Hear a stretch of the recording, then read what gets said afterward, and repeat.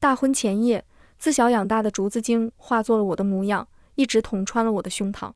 他剜出我的眼珠，串成项链，然后顶替我，嫁给了我的竹马未婚夫。爹娘、哥哥都未发现他不是我，却只有他会在他低头害羞之时，满眸柔光散尽，比他往日凶巴巴的样子还要可怕。大家好，欢迎收看皮皮听书。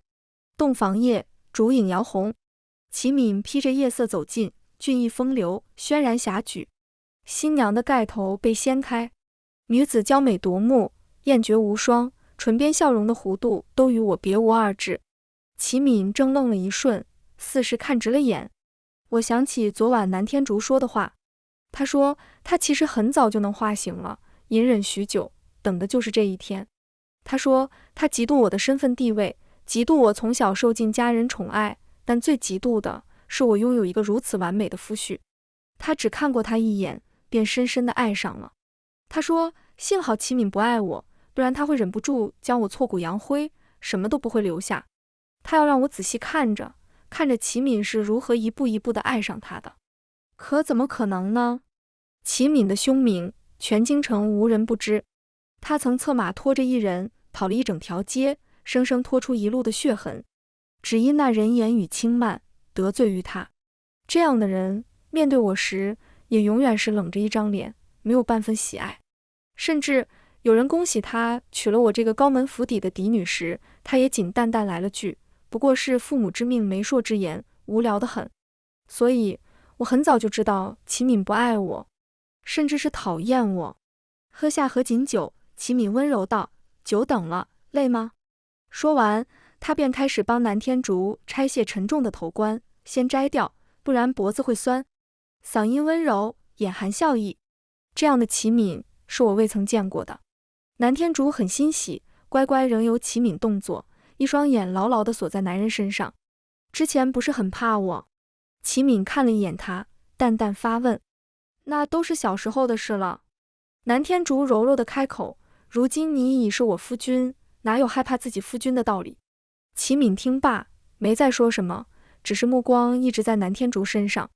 有一个刹那，齐敏的视线停留在了我身上。我紧张了一下，可我很快想起来，如今我只是一缕魂魄，他根本看不见我。你脖子上的项链瞅着有点眼熟。南天竺伸手摸了摸，满脸的幸福。这是及笄那天夫君送我的，只是出嫁前夜。这项链被下人不小心弄断了，少了一颗珠子，这颗是临时补上的，夫君不会怪我吧？齐敏眯了眯眼，没有介意。两人又聊了几句，多是南天竺在说，齐敏在听。他见或回应一两句，许是酒意上头，兴致不如方才。月上中天，南天竺忽然吹熄了烛火。黑暗中，衣料摩擦声传来，南天竺抱住了齐敏。我听见他用我的嗓音低声说：夫君，我好冷，你帮我暖暖身子可好？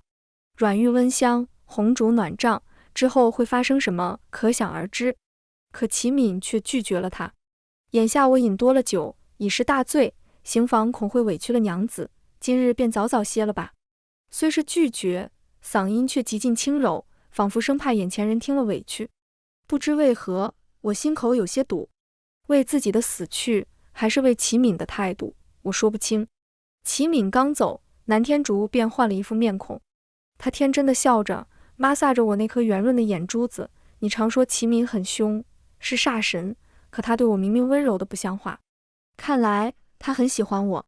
你从前总是那副怯弱的模样，他怎么可能会喜欢？当然真好呀，以后爹娘哥哥还有夫君的宠爱都会是我的。我看着他灿烂的笑容，心头酸涩。是啊，他是精怪，没有人能看破他的化形。他会顶替我活着，而我会消失得一干二净。可我不甘心，我想着他终究不是我。爹娘哥哥总会有一人看得出来吧。翌日，南天竺早早起床，精心打扮一番，去了书房。齐敏早已穿戴齐整，见是他来，笑意又深了几分。喝完醒酒汤，两人相携去给齐敏的父母敬茶。记忆中，二老一直待我极好，尤其是老夫人，每每见了我，笑意压都压不住。成为一家人后，二老更是欢喜的不行，连声嘱咐齐敏不可薄待了我，恨不得把我当亲闺女一样疼爱。南天竺学着我的模样，小声应诺，眼神却是悄悄打量着齐敏。他喜欢齐敏我是知道的，只不过一夜过后，他的喜欢似乎又上升到了一个新的高度，这般藏不住。娘说的是，儿子必然会好好待星儿。齐敏牵起南天竺，指腹微不可察地摩挲了一下他中指的指腹，虽然动作细微，但我却好像是看到希望一般，冲齐敏大声喊道：齐敏，你察觉到了对不对？那有一道疤痕，是我6岁时你不小心弄伤的，你看出它不是我了，对不对？我激动不已，可齐敏的表情并无变化，墨色的眸子里依旧波澜不惊。夫君可还记得这道疤是怎么来的？南天竺大大方方地摊开右手，掌心向上，中指指腹上有一个小小的月牙形状的伤疤。我如遭雷劈。当然记得。齐敏说着，眉色舒展开来，似不像先前那般拘谨了。他紧紧握住南天竺的手，信誓旦旦，往后我定不会再让夫人受到一点伤害。南天竺害羞地低头笑了，只是身为灵魂的我，分明看到了齐敏漠然冷下来的眼神，比他往日凶巴巴的样子还要可怕。当晚，齐敏仍旧没来南天竺的房间，只让小厮捎了句话。他说有人来访，相邀去酒肆饮酒，不好推辞，若归家太迟，满身酒气，不好再去他房中，让他先睡。南天竺绞紧了手中的帕子，只嘱咐了2句，便放小厮离去。不知为何，看到齐敏没来过夜，我揪起的心稍微松快了些，大抵是觉得委屈了新嫁娘。次日，齐敏便来了南天竺的院子。府中新来的厨子极善做糕饼，你素来馋这口，我便让他做了些。说罢，他朝南天竺示意，尝尝看。我循声看去，竟是茯苓酥饼，是我最爱吃的。齐敏这般的人，高傲金贵，何曾如此好声好气，讨好过什么人？我兀自难受着，也没注意糕饼上的玄机。直到南天竺忽然晕倒，齐敏趁人不注意，偷偷收走了糕饼，又叫人请来了大夫，我才搞明白他到底对南天竺做了什么。那盘糕饼里面有花生。屋内，齐敏守在南天竺床前，小心翼翼地给他喂着药。南天竺眼中含泪，哀哀戚戚地看着齐敏，夫君可是不喜我？齐敏眸子沉了一瞬，但很快恢复如常，诧异道：星儿为何这般说？可是有人同你嚼舌根了？南天竺摇头，若夫君欢喜我，又怎会不知？我自小吃不得花生，沾上一点都会全身起风疹，刺痛难耐。说罢，他又掉了2滴泪，看上去好不可怜。齐敏一脸心疼，连忙柔声安慰，都怪为夫，忘了提醒那厨子一句，叫星儿受苦了。屋外，齐敏却一改愁容，冷漠自如地在跟大夫再三确认：我家夫人确定是因花生过敏才晕倒的吗？确实如此，有劳大夫。看着齐敏神情落寞的宋大夫离开，我一颗心早已七上八下。齐敏，他为何一次又一次地试探南天竺？莫非他发现了什么？我无法离南天竺太远，临时被强行拽回那颗珠子里的时候，南天竺已经安然无恙地下了床，坐在镜子前梳头，仿若刚才的难受都是装出来的。可不就是装的吗？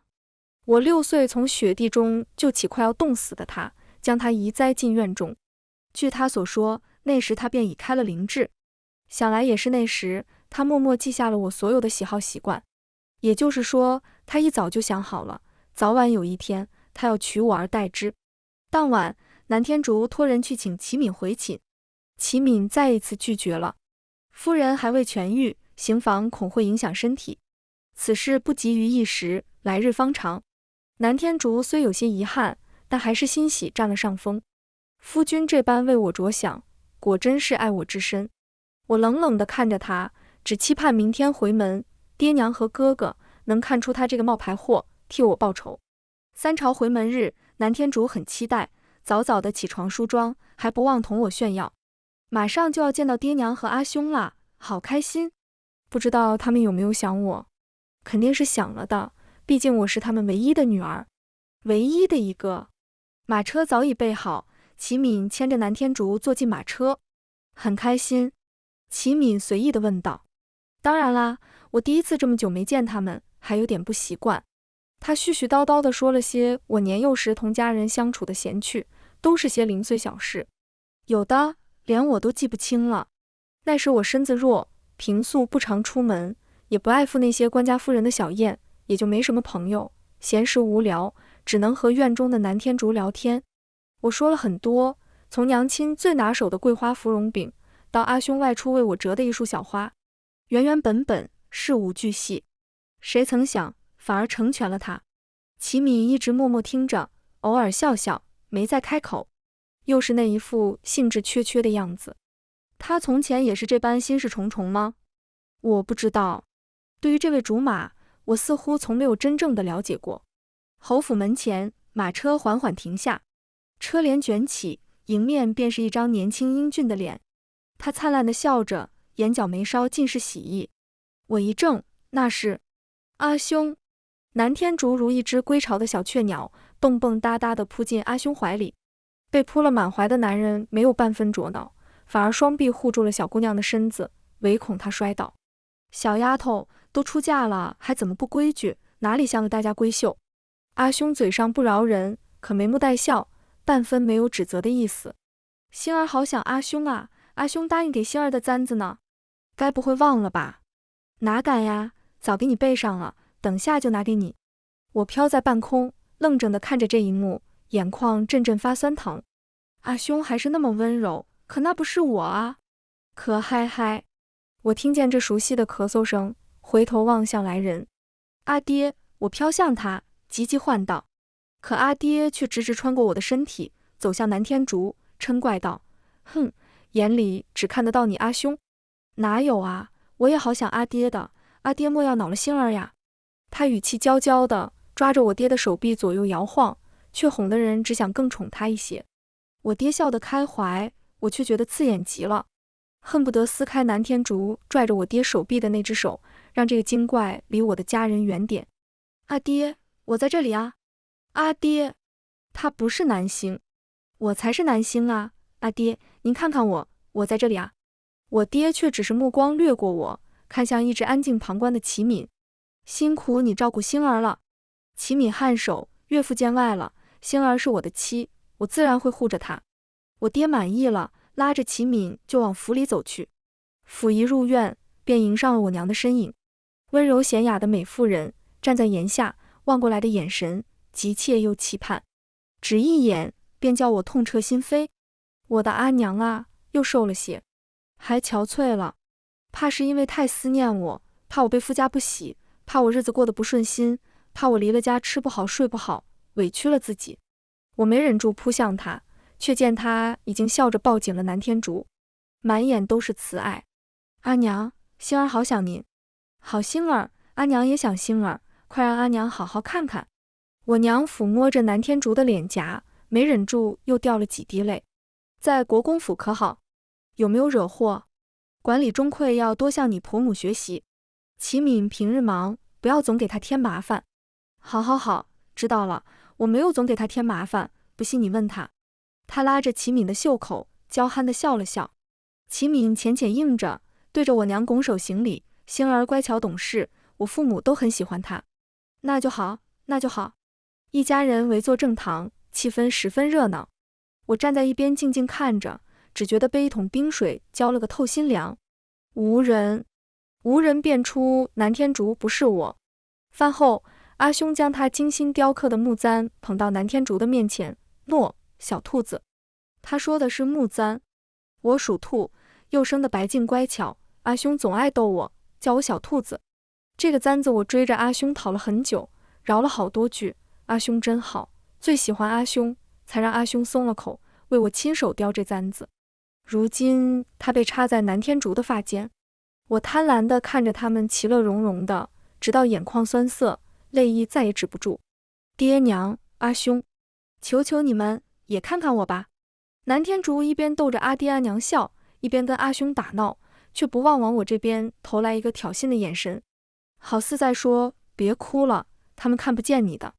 不知道是不是错觉，我看到齐敏顺着南天竺的目光看了过来，几乎与我对视上了。酒足饭饱，齐民主动提出想去参观我的院子。对于已成婚的夫妻而言，倒也不算失礼。得了我娘的应允，南天竺兴致勃勃地领着齐敏穿过雕花走廊，来到我的院子。院中很干净，我娘每天都安排人打扫庭院，侍弄花草。哪怕主人不在，院中景致依然温馨，陈设洁净如新。我记得你院中栽种了一株南天竺，如今怎地没了？齐敏环视院中，忽而问道。我一凛，瞬间从悲伤中挣扎出来，紧紧地盯着南天竺，却见他面色不改，笑道：说来也是奇怪，这几年一直养得好好的，偏生在成婚前夜，不知染了什么病就死掉了。染病死了？齐敏似是疑惑。对呀，我想着死了就死了，左右不过一株草而已，没什么好挂念的。不等齐敏再问些什么，他就已经拽着齐敏进屋了。我不了解齐敏，却知他虽然凶名在外，也聪慧过人。他不会无缘无故问起那株南天竺，或许他真的猜到了什么。可那怎么可能？连我最亲近的家人都没看破南天竺的化形，齐敏又怎能看破？屋内被下人收拾得很干净，纤尘不染。一进屋，熟悉的檀香味袭来，只是屋子的主人早已不在。南天竺刚想和齐敏亲密一下，突然被我娘叫走。我没有跟去，齐敏也没有。待南天竺走后，齐敏忽然跃上横梁，很快又飞身落地，摊开手掌，掌心正静静躺着一颗琉璃珠，和南天竺项链上的一模一样，正是他为安置我的眼球卸下的那颗。南天竺推说丢了，却不想竟被他藏在了房梁的夹缝里。我再去看齐敏，他神色未变，只是攥着琉璃珠的手微微发抖。齐敏发现了，思及这种可能，我整个魂魄都在颤抖。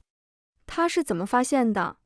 南天竺是精怪，画出的人形可谓天衣无缝，连我父母兄长都未能察觉，他又是如何察觉的？若齐敏看破了南天竺的伪装，会愿意为我讨回公道吗？我紧紧地盯着齐敏，只盼他不要冲动行事，可我俨然是想多了。齐敏很快平复了情绪，好似刚才的颤抖是我的幻觉。他抹挲了一下珠子，小心翼翼地将它放回原处。也对，一颗珠子而已，又能说明什么呢？就算他发现南天竺不是我，以他先前对我的态度，为我申诉冤情，也毫不可能。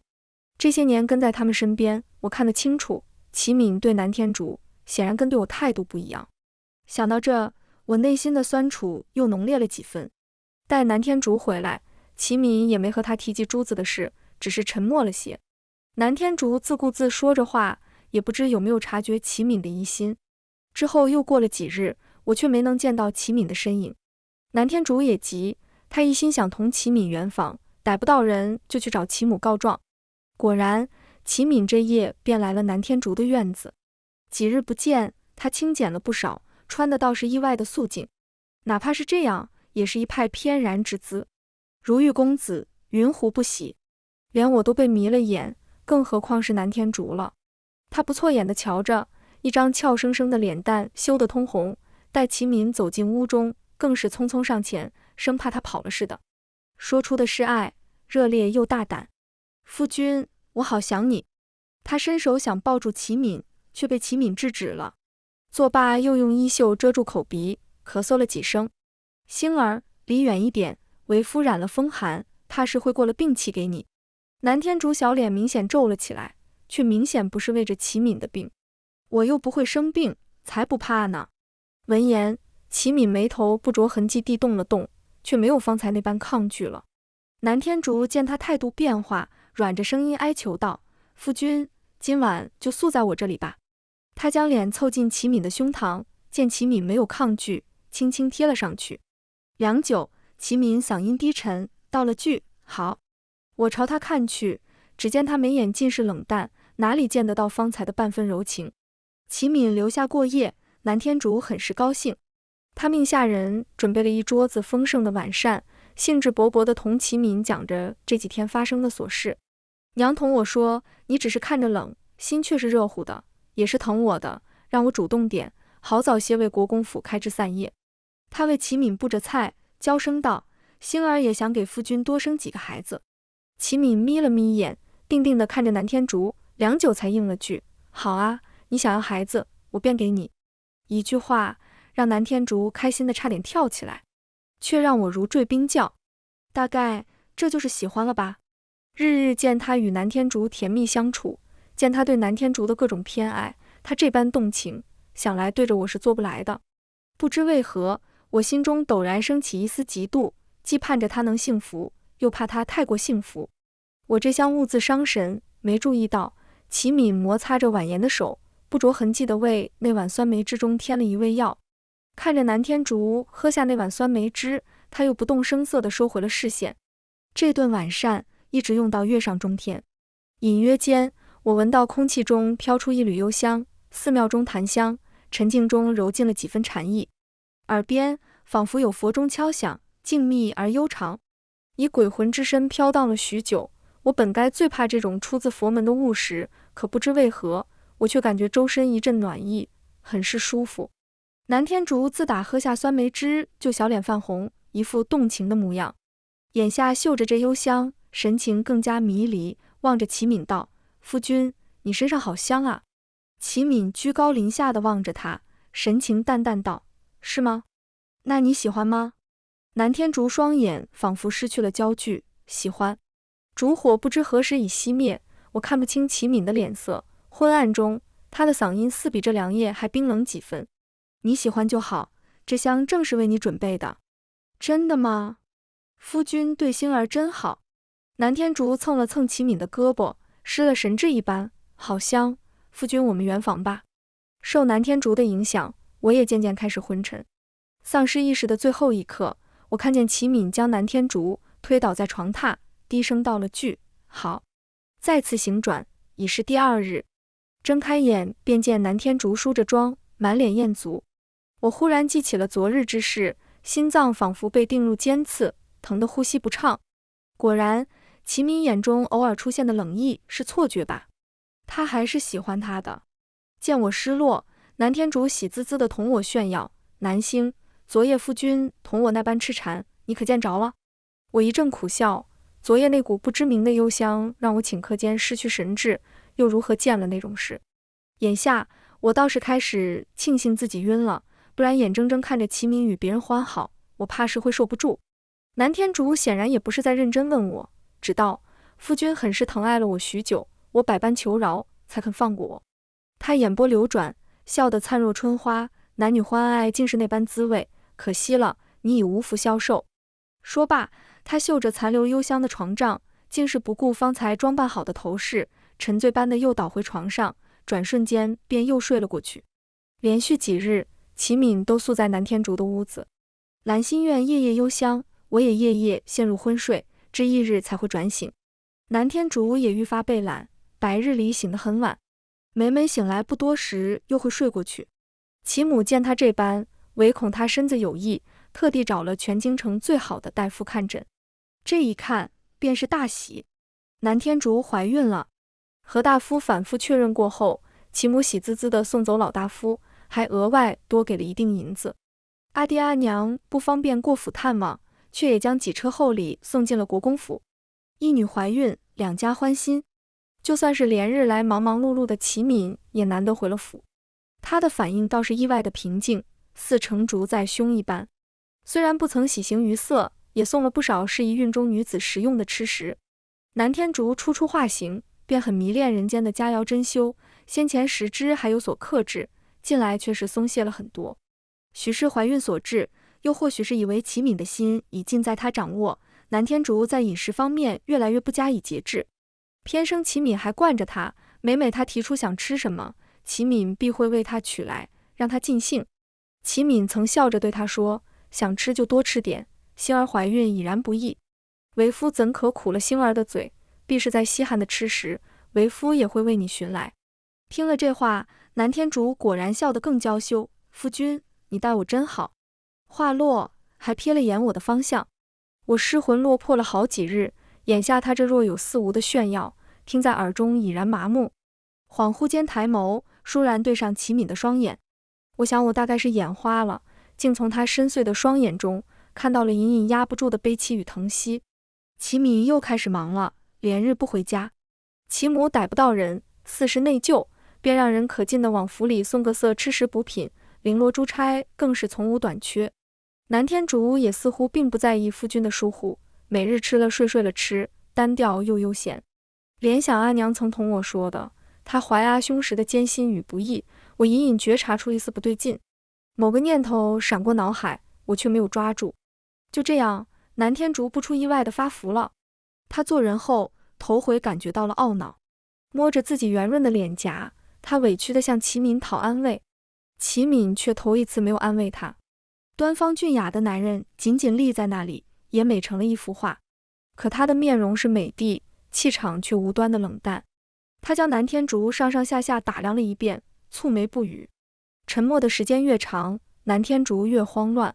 他伸手抱住齐敏的手臂，如往日一般撒娇：“夫君为何不说话？是星儿变丑了？夫君厌恶星儿了吗？”齐敏最终只是轻叹口气，道：“为夫怎会嫌恶星儿？星儿别多想，安生养胎罢。”今夜，齐敏并没有留宿，这也可以理解。南天竺月子还小，大夫百般叮嘱不可行房事，易滑胎。但南天竺不能接受，待齐敏走后，他就陷入了焦虑。他的情绪一向表露在外，是以我轻易便可窥见他的内心，但我却只叹他求得太多，永远不知足。齐敏这般重情的男子，又怎会因他容貌的改变而心生嫌恶？几日时间匆匆而过，南天竺胎动得越来越明显，身子也难受得厉害。太医未能诊断出病症，只道体寒虚温养，可泡汤泉以保胎。齐敏没做多犹豫，次日便带着南天竺出发去了五华山。马车行至一处幽静的庭院前停下，南天竺兴奋地拽着齐敏的手臂就往里走，而齐敏则回头望向另一条岔路。我顺着他的视线看过去，竹林掩映中依稀能看到那里安置着一辆马车，我阿爹的马车。隐约间，我觉察出这次温泉之行的不寻常。齐敏，你到底要做什么？庄子内的汤池很大，中间由一扇白玉屏风隔绝出了两个空间，腾腾热气，熟悉的幽香扑面而来，熏得我昏昏欲睡。南天竺更是小脸通红，此时他早已泡在热汤中，痴迷地望着齐敏。齐敏也换上了一身轻薄的浴衣，健硕挺拔的身材氤氲在雾气中，更加令人着迷。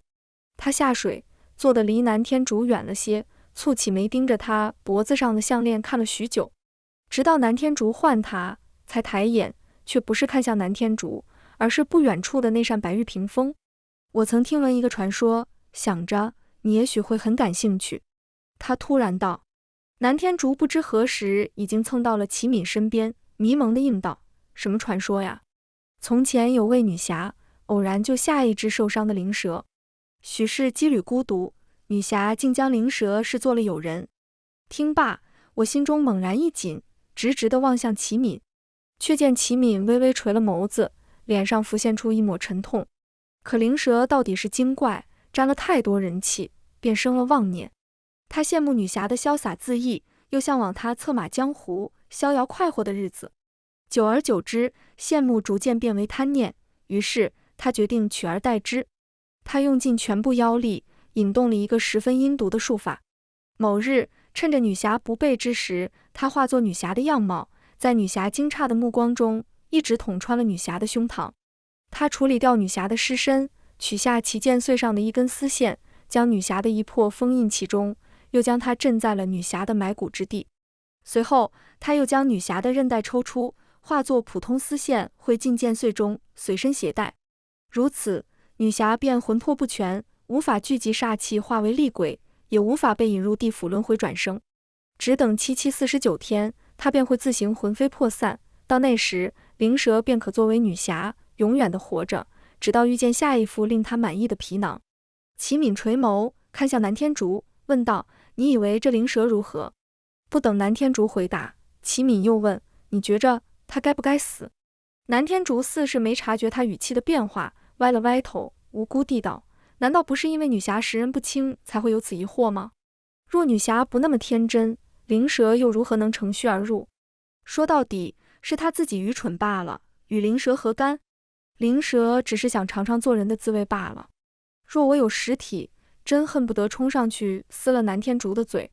他竟对自己的恶行丝毫不觉，还把过错归到无辜的人身上。齐敏沉默许久，忽而笑了，呵，是我的错，我就不该浪费时间同一只精怪辩论。说罢，他一把掐住南天竺的脖颈，力道逐渐收紧，南天竺在他手中逐渐发不出声音，夫君。然而下一瞬，齐敏手中一空，南天竺竟是出现在了稍远的地方，一改方才柔弱的模样，恶狠狠地盯着齐敏。片刻，南天竺竟忽地绽放出一抹笑容，一抹属于南天竺的灿烂的笑容，一如他穿破我胸口时的模样，天真却残忍。只见他轻启朱唇，道：“哎呀，被发现了。”齐敏沉着脸：“你害死了星儿。”陈述句，而不是疑问句。对呀。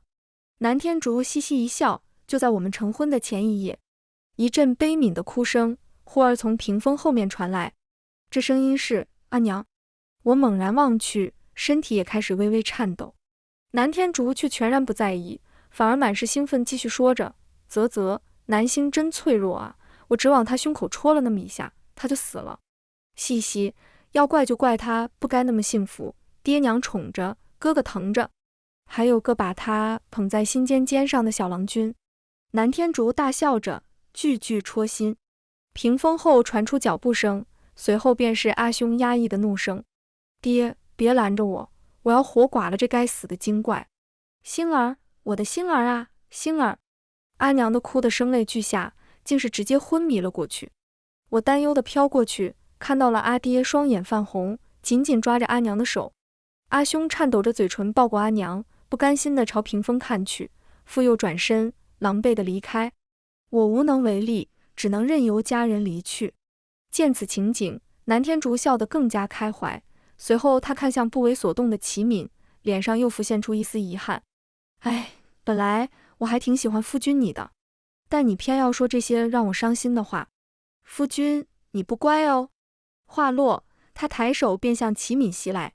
电光火石间，忽听耳边诵经声起，圆润高亢，连绵不绝，宛如天降神乐，荡涤心神。南天竺浑身一震，所有动作似乎被一股力量缚住，百般动弹不得。他勉强扶着肚子，浑身抽搐，似痛到了极致。奇怪的是，我并未受其影响，身上没有不舒服的地方。南天竺忍受不住了，哀求地望向齐敏，努力说道：“夫君，一日夫妻百日恩，我是真心爱慕你的，我从来没有做过伤害你的事啊，你饶了我好不好？就算不是为了我，为了我腹中你的骨肉。”骨肉！齐敏嗤笑：“我恨不得你死，怎么可能让你怀上我的孩子？”闻言，南天竺的双眼已然赤红，可他无力发作，他只能眼睁睁看着齐敏用一柄镌刻着经文的桃木匕首刺穿他的心脏。随后，齐敏扯下南天竺脖子上的项链，将最中间的那颗由我的眼珠幻化而成的珠子取下，捧在手心，贪婪地凝望着。良久，我才听见他干涩的声音：“星儿，来，我带你回家。”我再次醒来，已身在五华寺中。我似乎被困在了那颗珠子里，不能再以游魂姿态随处移动。齐敏小心翼翼地捧着我，掌心温热，让我略感心安。此时的南天竺胸口依旧插着那柄桃木匕首，浑身干瘪的只剩一把骨架，被捆缚在一根佛柱上，宛如一只骷髅。可他的肚子仍大得惊人，皮肤被撑得近乎透明，仿佛下一秒就会有什么东西破体而出一般。他为引动变身术法，已用尽全部妖力。若真等到7749日元神俱灭，术法彻底成型，即便是用桃木匕首将锁魂钉插进他的身体里，也很难将他一击毙命。空明大师说着，将南天竺唤醒：“孽障，你可还记得30年前被你害死的那个人？他侠肝义胆，正直纯善，曾数次拯救为精怪祸乱的百姓，热烈又明媚，是个见之忘俗的奇女子。可你却杀了她。”都道佛门高僧慈悲为怀，空明大师却嫉恶如仇，仗义疏朗，竟是有几分侠客风范。原来齐敏讲的那个传说，被夺魄的正是空明大师的师妹。哈哈哈哈！听罢，南天竺竟开始疯了似的大笑，随后又用阴恻恻的眼神盯着空明。我想起来了，确实有这么个人。那个蠢女人一心就想着拯救生灵于水火，最后却连自己都救不了，你说可不可笑？既立誓除妖，又为何留我一命？口口声声要我一心向善，将我视为挚友，却连个皮囊都不让我用，还得我亲自动手。这算哪门子的挚友？不过虚伪作态罢了。南天竺看向空明大师，眯了眯眼，忽然就笑了。老和尚，你该不会就是蠢女人心心念念的师兄吧？正好，此时此地，我便送你们这两对有情人一同去死吧。话落，他便骤然引动妖力，顷刻间迸射出一道绿光，将他周身包裹。随着绿光愈加强烈，困缚着南天竺的藤条也陆续崩断了几根。雕虫小技，就想困住我，简直痴心妄想。绿光瞬息之间便凝聚至最盛，妖力肆意迸发，浊雾蒙蒙，转瞬间遮蔽了天地。天上地下一片浑浊，我却能看得清楚，南天竺在挣脱桎梏。若他逃脱，齐敏便会有性命之忧。我拼命想从珠子里冲出去，就算拼着身死魂消，也要护他周全。只是不等我有所动作，一道佛光便裹挟着冲天的威力，朝绿光的源头袭去。砰！一瞬间，浊雾崩碎，阴晦消弭于无形，天地终归澄净。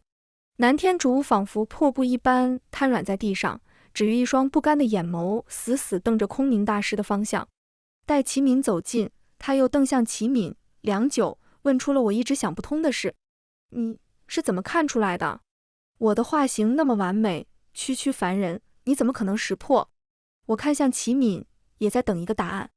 齐敏似有所感，转头望向我，目光怅然，似乎是在怀念。片刻，他道：星儿她脸皮薄，胆子也小，每次见面总喜欢躲在角落偷瞧我。待我回望过去，他便会故作镇定地转过脸，只露出一只红彤彤的耳朵尖，煞是可爱。可你的耳尖从未红过。我便知道你不是他，纵你伪装的天衣无缝，可在我眼里也只是东施效颦罢了。南天竺睁大双眼，似乎听到什么天大的笑话，面目狰狞，尖声质问道：所以你看出我不是他，只因为我的耳朵没有红？就因为这么一点小小的破绽，你三番两次的试探我，甚至不惜假装喜欢我，跟我圆房。南天竺越说越疯癫，齐敏却在他沉静下来后，抬起眼眸，又给了他致命一击。圆房？他笑了，如同地府里来的恶鬼，我不过是给你下了点药，你便脑补出了一场春宫宴。你可知第二日早上你对我撒娇时，我有多恶心？南天竺的骄傲被他这句话彻底击碎，他终于散去了那身人皮，现出了本来的面貌，一只浑身肿胀的丑陋的绿色妖物。他那张出离愤怒的狰狞鬼面上，一双堪比铜铃般大的眼睛正牢牢锁在齐敏身上。你，我要杀了你！我要杀了你！他尖声嘶吼。木鱼敲响，声如洪钟，速度愈发急促，频率愈加紧凑。南天竺捂住肚子，声嘶力竭的嚎叫，滚圆的肚子又开始鼓胀。随着最后一声木鱼击响，他的肚子瞬间爆裂开来，身体也随之化为碎屑。桃木匕首仍旧定在佛柱上，我清楚地看见南天竺的神魂在上面剧烈的挣扎，痛苦的嘶吼。他会被镇压在金刚佛塔之下，永生永世偿还自己的罪孽。是毕向齐敏走来，眼神却停留在了我的身上。齐敏也循着他的视线朝我望来，我有些无所适从。他们会如何处置我？大师，求求你！齐敏正欲开口，空明大师却抬手宣了遍佛号：三世功德善人，怪不得会有此际遇。他慈和笑道：齐施主放心，这位小友尘缘未了，老衲此番倒是可以助你们一程。我听得云里雾里，而齐敏的双眼却陡然焕发出光亮。番外，安平18年春，我出生100天了。阿娘说今天是我的百日宴。百日宴是什么？我不懂，我只想睡觉。呼呼，我正做着美梦呢，就被娘亲叫醒了。她擦掉我嘴角的口水，笑得特别好看。算啦，看在娘亲这么好看的份上，我就只能选择原谅了。阿娘给我穿上了漂亮的小衣服，戴上可爱的虎头帽，就抱出去见人了。阿爹向别人炫耀的时候，我还迷迷糊糊地吹出了个鼻涕泡，然后大家就笑了。哇，大人的笑点真的好奇怪。睡不着啦，我就眼睁睁地看着自己在大人们的臂弯间传来传去。阿爹从阿娘怀里接过我，摸了摸我嫩乎乎的小脸蛋，又在阿兄不耐烦的催促中将我送进阿兄怀里。阿兄亲亲热热地逗弄我一番，身旁便有一人劈手夺过，引来阿兄一阵叫嚷：喂，齐米，你不讲武德！阿兄向抱住我的人急急地追来，你别走，我还没抱够呢。哎，不对啊，这是我亲妹妹，你站住，把我妹妹还我。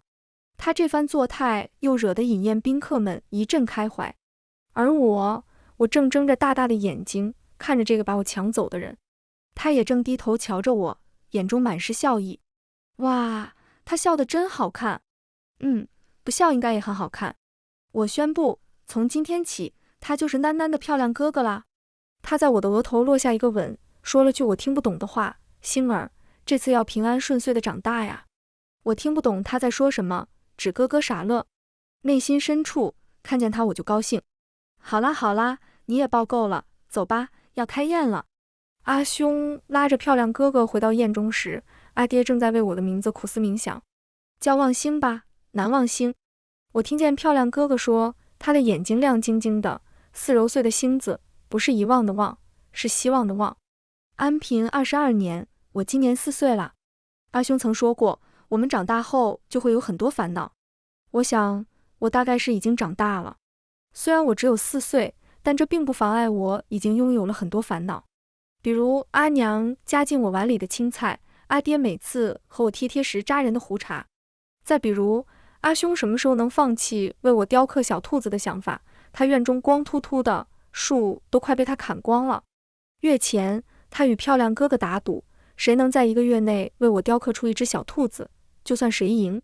哎，大人们总有些奇奇怪怪的好胜心。正想着，窗边突兀地出现一个超级大只的木质小兔子，正朝我挥着爪子。我惊喜地跑过去，窗台后面却没有半个人影。我抱起大兔子，左右张望，猝不及防下被一双大手捞起，抱进了怀里。哇，漂亮哥哥！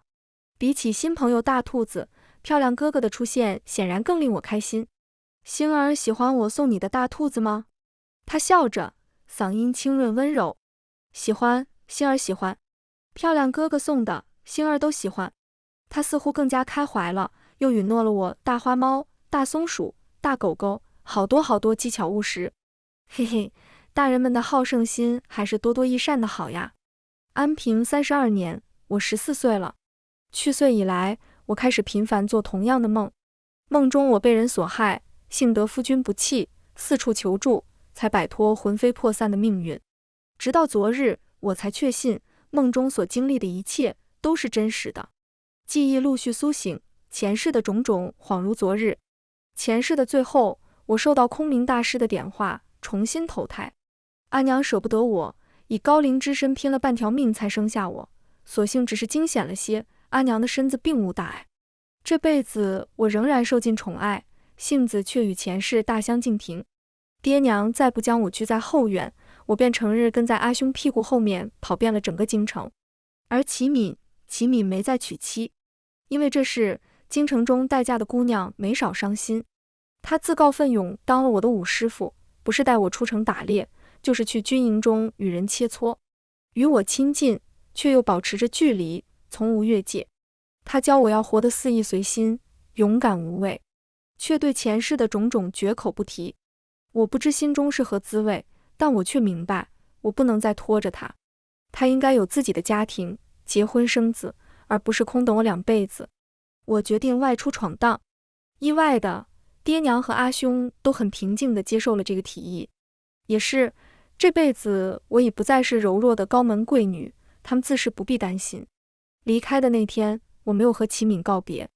正当我牵着马离开京城时，身后传来熟悉的声音：星儿。是齐敏。他跳下马，似乎没有因为我的不告而别生气。去哪？我送你。一路上他都在不停嘱咐我，一遍一遍不厌其烦，直到行至10里长亭外。他忽然安静了下来，一时之间，我们相顾无言。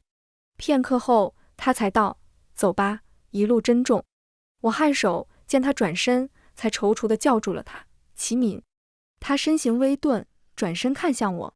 我动了动唇，吐出3个字。看着他的双眼逐渐染上笑意，我胸口最后一丝郁气尽数散去，勒马扬鞭，踏着晨时微暖的日光，策马离去。全文完，皮皮听书，感谢您的观看，每天上新精彩小说，喜欢就订阅吧。